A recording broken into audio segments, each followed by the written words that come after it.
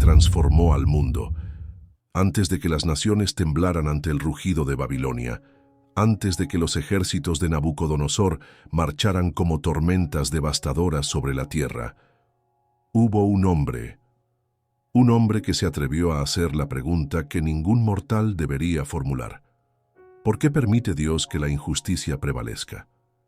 En las colinas de Judá, cuando el reino se desmoronaba bajo el peso de su propia corrupción, un profeta llamado Habacuc caminaba entre las sombras del atardecer. Sus ojos, marcados por las lágrimas de quien ha visto demasiado, contemplaban una nación que había olvidado a su Creador.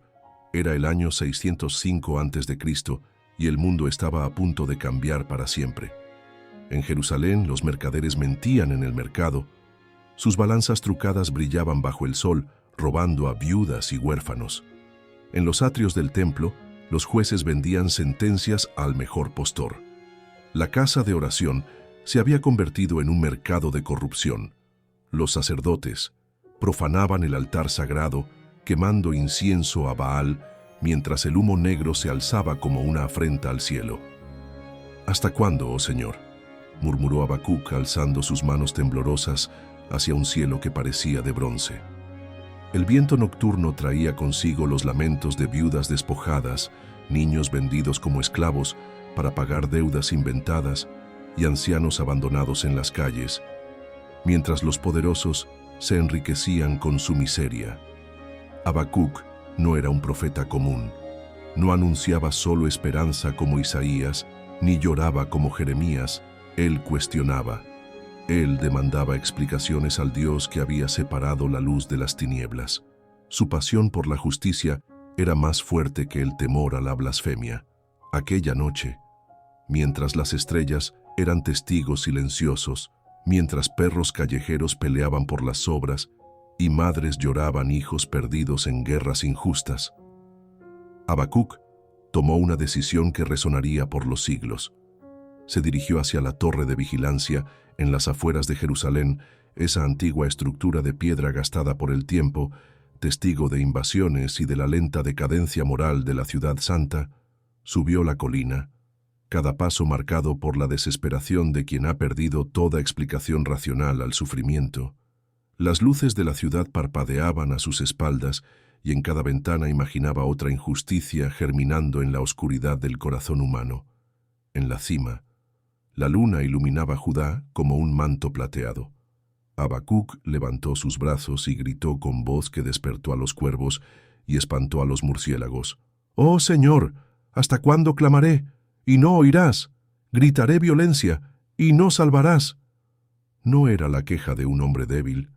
Era la demanda de un alma al límite de su comprensión, una acusación directa al Todopoderoso. ¿Por qué me haces ver iniquidad? ¿Por qué permites que el mal triunfe sobre el bien?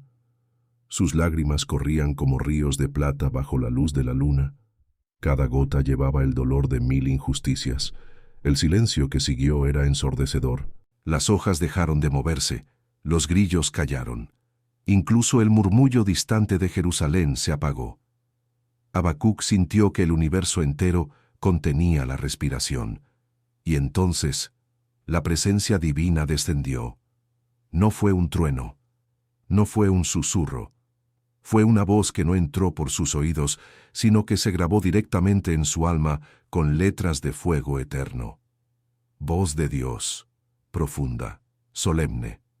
Mira entre las naciones y contempla, asómbrate y maravíllate.